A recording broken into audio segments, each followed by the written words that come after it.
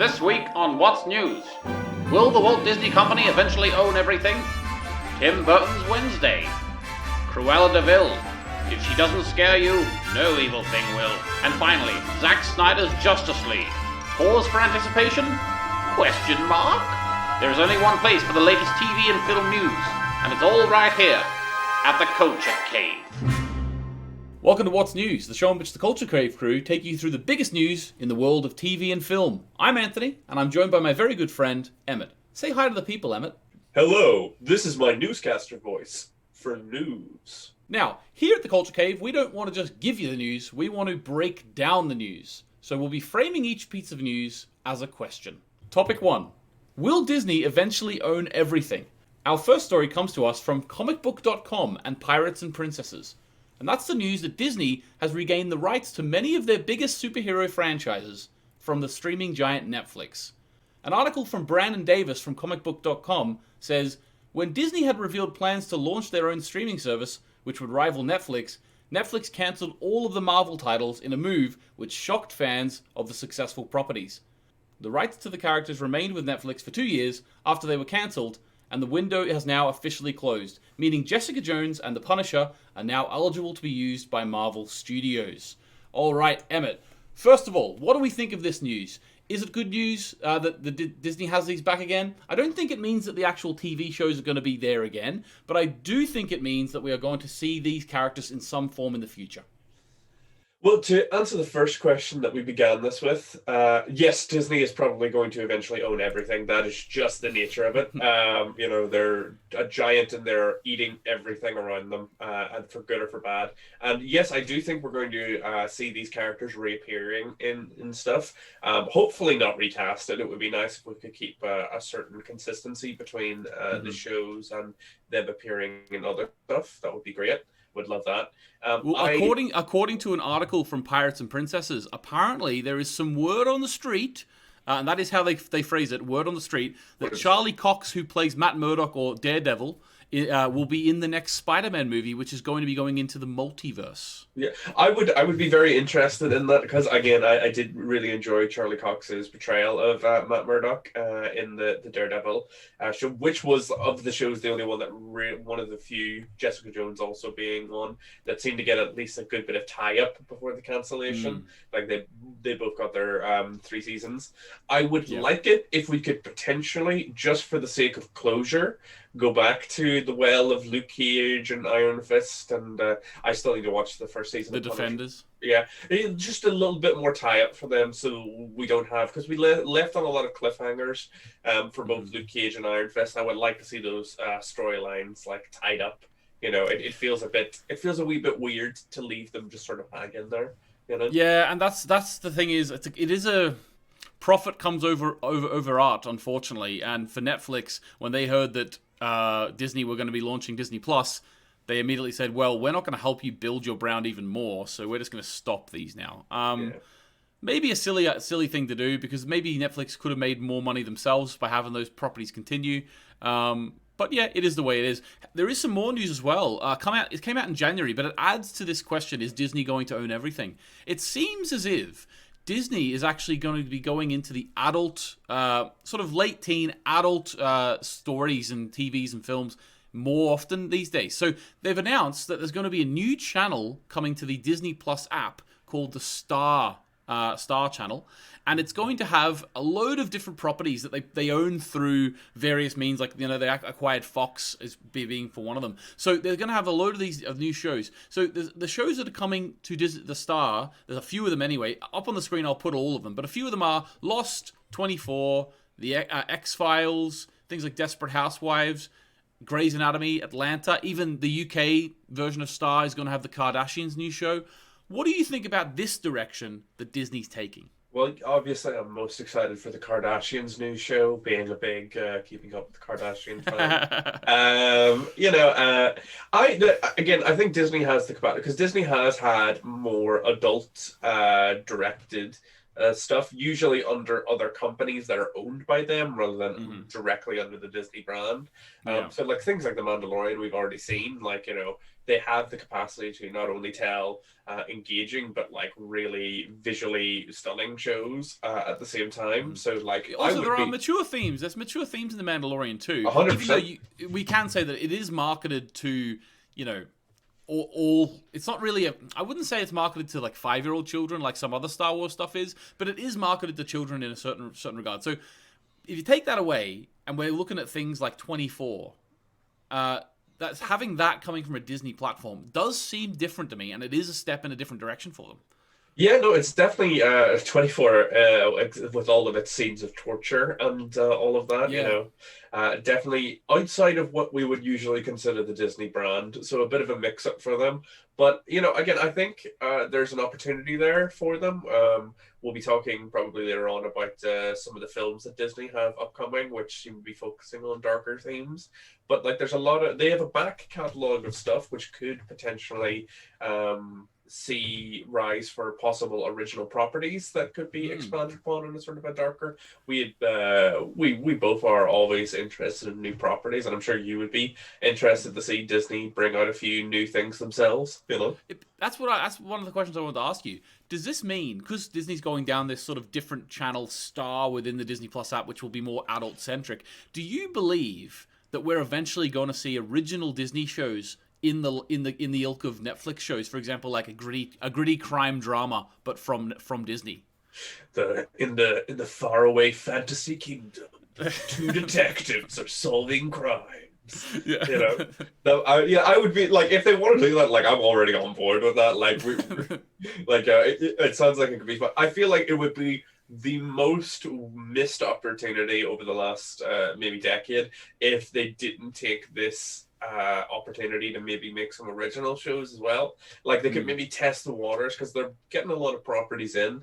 They could test the waters with maybe a few revivals of some shows that already have fan bases, like maybe more X-Files, or I'm not sure necessarily Disney would want to maybe make more 24, but you know, other stuff, like, there's opportunities there to sort of explore. And if they just used Star as a big platform to house a load of stuff that's already ended or already concluded, that'd be a big wasted opportunity in my mind. You know, Netflix really came into a lot more notoriety when they started making their own content. Like, Netflix was always useful, but like, people really started to get more engaged when we seen stuff that was Netflix exclusive.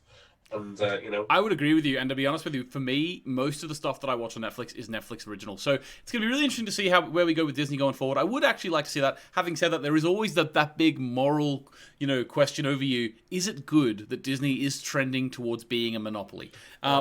Generally speaking, no. Monopolies are bad. No, monopolies are very bad. I know that. But it is bad. But it seems inevitable, to be honest with you. So we'll watch that going forward, and we'll report back on what's news if we need to. The next story is Tim Burton's Wednesday new project announced worth getting excited over?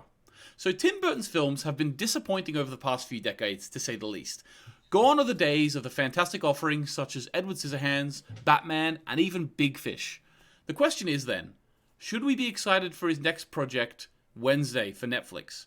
It would be a live-action coming-of-age tale for the iconic Addams Family character. Addams Family and Burton seem to be a marriage made in heaven. But should we dare to get our hopes up? Emmett, what do you think? Oh, that is a tough question. I think ultimately it comes down to the Tim Burton problem is a problem that we've had with a lot of different directors, where their style becomes so defined that it becomes a little bit repetitive to a certain extent. So like, Tim Burton has a very distinct style and very distinct tropes that he like very heavily relies on.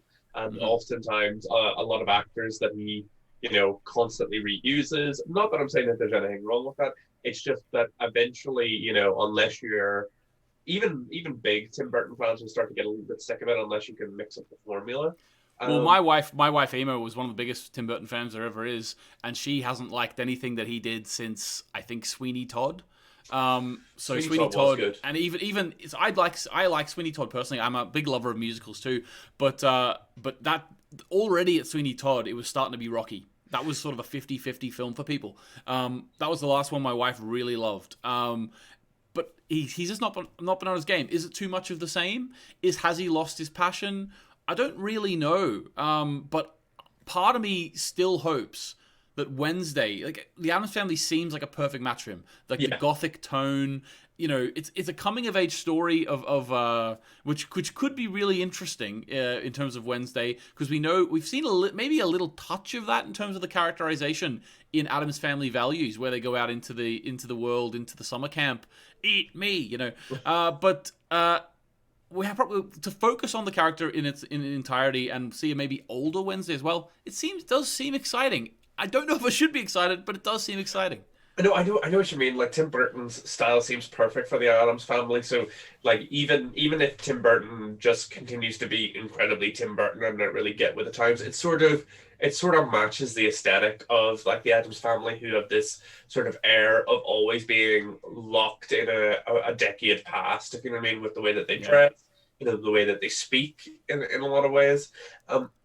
Again, Wednesday is probably one of the more engaging characters that you could take and put into a solo thing. We've seen with the internet sensation, Adult Wednesday Addams, that got popular, and I imagine that obviously played a big part in showing like studios and such that this sort of property could be successful. Again, I think we can go forward with nervous trepidation. We can hope for the best, but guard ourselves too much so that we aren't too disappointed if it doesn't meet our expectations. But I don't think when it comes out, I think ultimately, even if it's not great, I don't think it will be bad. If you know what I mean, I think there will be redeeming qualities within it that will make it worth watching. Though it would just be a big question of whether it will be living up to the hype. That's always the situation, really, isn't it? Yeah, it is. And obviously, she's nowhere near the age anymore. But is it possible? I don't think it is. But is it possible that Christina Ricci reprises the role? I mean, she does look very young. I think she could believably be 17. Yeah, but that's it's it would be interesting casting. I imagine she won't appear as Wednesday Addams, but in that sort of wink wink nudge nudge meta thing, they'll have Christina Ricci appear either in a cameo or maybe as a different role or something like that. I could easily see that happening. Yeah. Like I don't know. Morticia. Maybe that would be cool. That will be cool. I'm also wondering. This is knowing Netflix. This could very much happen. I really hope it doesn't. Last point we'll make here. I really hope it's not Millie Bobby Brown. Oh God, yeah. Nothing against Millie Bobby Brown, obviously. It's just, it's one of those things that you see a lot when any sort of show becomes very successful. They're just like, can we get like a Game of Thrones actor in this to increase the marketability of the show? And I'm like, cool. And like you obviously love casting and stuff yourself. It does get a bit frustrating when like you feel that a person was only cast in the role to sell it. Yeah, to sell it. And Billy Bob Brown's great, obviously, but like you're getting just a famous actor in for the name recognition is always. Sorry.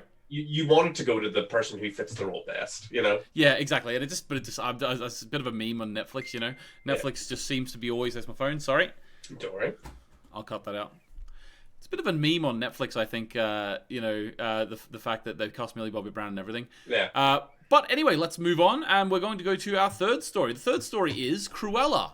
Should we feel empathy for bad guys? With the release of the trailer for Cruella, starring Emma Stone, it raises an important question. Is it a good idea to create film and TV that puts some of the most historic bad guys in the spotlight? Does it harm these characters for us to have empathy for them? Emmett. Oh, that's a tough question. I think good villains or like engaging villains, you can have a degree of empathy for.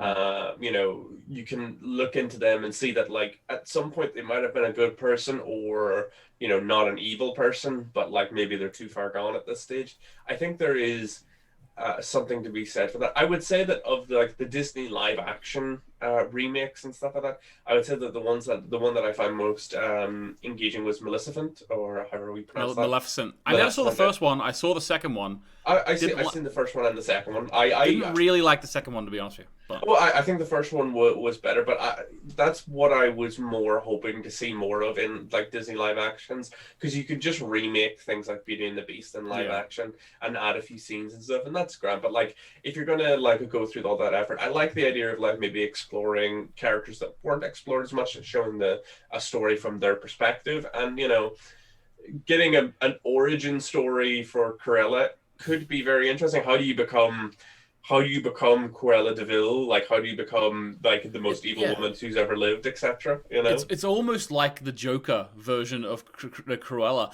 and you know, if they end up with her being, you know, like in the film Joker, by the end of it, you couldn't empathize with him anymore. Like you could see how he got there and empathize with him that way, but you couldn't empathize with the actions he was undertaking. So it'd be interesting with Cruella, because we're talking about a woman who literally skins animals and steals animals to skin them to make coats. It would be interesting to see by the end of the film if we are still on her side or not. I would hope we aren't. I think I would really like them to go to the point where they do portray her as a bad guy, so that coming into 101 Dalmatians, in the 101 Dalmatians cinematic universe, when they go into that one, you would hope that she would be a very, very big bad guy. I will say though, from the trailer, Emma Stone looks like she's knocking it out of the park. I'm really excited to see this performance now. I think the trailer puts it across in a very positive light for me. Yeah, and the internet is incredibly thirsty over Cruella de Vil, played by Emma Stone. You know, and I know some people in personal life who are also very thirsty for her. But you know, Emma Stone is an absolutely great actress. I think she is a good shout for this role, and I think, you know, it looks like she's having a great time as well while playing Cruella. So yeah, she's just chewing the scenery up, like. Yeah, like, you know, having a great time. I think there's a lot of potential in this film to be interesting and engaging, and I am excited for it. And if we want to do more stuff like that, maybe we do like another live action Aladdin, but maybe it's about Jafar and like how he became how he is today and stuff. Like, there's a thing, I don't know if you've noticed it as well, but like with adults, when we or people who grew up with Disney films, like when we're adults, the things that we often talk about a lot are the villains in Disney films. They always seem to be the characters that like stuck with us in a weird way. Yeah. So I think there is something within that where like people are interested to see how these people ended up where they are, and you know, maybe Star could be a great place for that kind of stuff. Original content geared towards more adult audiences, focused on villains. You know, that would be interesting to see whether they will actually go into Star with any of their Disney properties. Very interested to see that. The last story today is Justice League.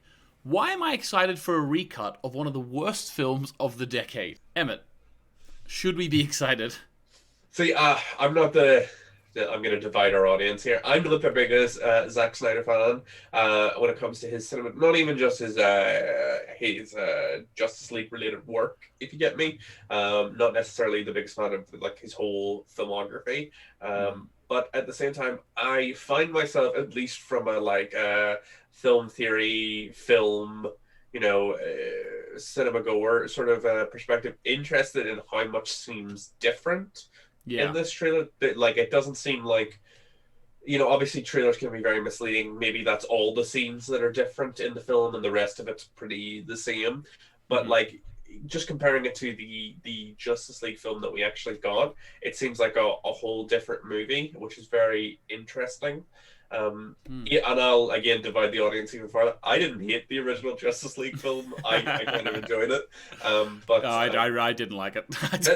I you know, it's one of those things I can say that I enjoyed it, but in my head I'm like, I completely understand why some people would not enjoy it. Like, I get it, you know. And I know what you mean. Like, there's a lot of films like that for me too. I think Man of Steel is that for me. Like, definitely, I was on the ride for Man of Steel. I know that had a lot of critics too. Yeah. Superman is my favorite superhero, and I'm not ashamed to say that. But Justice League, it didn't leave me feeling right, to be honest with you. Man of Steel, like, of all of Zack Snyder's films within the DC, like, it's the one I like the most, if you know what I mean. Like, I actually do enjoy it on some level. There is something I find engaging about it. I would have to, like, really sit down and maybe watch it a few more times to really, like, nail down what it is that Yeah. sort of engages me about the Man of Steel versus the others. But again, it's just, and also like in the trailer, there's a lot of hinting towards the bigger narrative that they were wanting to tell. Like we see Darkseid there, we see Batman's visions from Batman versus Superman. We get Explored more. this is a trailer, but it seems like a spoiler. We get a hint of the Joker. Yeah. So it seems like they've done a reshoot or something. They've actually done some shooting for this, because I don't. There was He cut out? I think he was cut out, and there was talk about the fact that there was scenes with the Joker that were cut out. It seems to be, from what I can see, that the Joker is appearing in the Batman's visions of the future. So I think that the Joker is in the dark future timeline, Right. where, like, because the world's been destroyed, Batman and the Joker have had to team up because, there's no other option, really, for survival. Which could be very interesting. I'm always interested in seeing two lifelong enemies having to work together because of circumstances. Yeah. But it does raise the question. I'll pose this to you and to the audience. It's like, are they hoping that this film does well enough that they could revive that storyline that they were sort of doing? Because like by including all that stuff with Darkseid and stuff, it seems like they want to continue that narrative, even though like the current news from like DC etc. is that they're wanting to do just standalone films now instead of like trying to ape the Marvel cinematic like ongoing storyline. Are they hoping that will change with this? I don't know if that's possible, but like it seems like they're maybe trying for it. I think that I read, and I'm not sure of the source of this, so it might just be coming out of my brain, but I think that I read that DC has sort of just said, screw it. We're just going to have multiple storylines going on at the same time. We're going to have the Joker universe. We're going to have the Suicide Squad thing going on. And we're going to have the new Batman with Robert Pattinson, but not necessarily going to mix them. Now, some of them will be mixed, and they will be a certain universe going forward. But it seems like DC has just went, you know what, we'll have standalone films, we'll have certain universe films, we'll have this Batman, this Joker. We don't care. As long as people watch the films, that's all we care about. Which makes me excited in a way, but it also makes me think we're going to get some cool films, but it also makes me think we're going to get some bad films. That's what I think. 100%. Just with the way that things are at the moment, there doesn't seem to be necessarily a whole lot of oversight on some of the films that are coming out. And we've got some great films. Like I think the original Wonder Woman film that we got, World War One, was great. I think there is the capacity for a lot of interesting films. I'm just curious on what they're going to do with all this stuff, because we know for a fact that this film will, even before it comes out, it's going to be popular with the fans of the Zack Snyder related 300 crowd. The 300 crowd, the people who are big into Batman versus Superman, Dawn of Justice, even though I find that film really boring. Again, I'm just saying all the controversial takes today. But like we already know it's going to do well with them. It is a big question on how it's going to do with other audiences. That's a big question. That's a very, I don't want to say small, but a very vocal part of the community who are already like on board with the film, and it has to sort of engage with a lot more people before we'll see what sort of ripple effects it could have. Okay, awesome. I think we don't have to wait long for that. I think it's coming out in March, so we'll look out for that, guys. That is going to be us for this episode of What's News. Thank you very much to Emmett for joining us. Pop in the comments, guys. Give us your opinion on any of the questions we've posed, any of the news articles we've covered. If there's anything you want us to cover in the future, do let us know. We're up for that. What's News going forward isn't potential. It might eventually turn into this. It's not going to be a weekly thing. When we have things to talk about, we'll make a What's News episode about it. Otherwise, we'll be popping up with reviews and discussions about different things. Maybe even a debate or two. Who knows? Emmett said he doesn't like a few films there. I might like them. We might debate them. Who knows? So there we go. Thanks very much, guys. Emmett, any last words for this episode of What's News? My last words would be just that let's see what Cruella has to offer. I'm excited for that one as well. Awesome. All right, guys. Thanks very much for joining us. Make sure you subscribe. Make sure you like, and we'll see you later.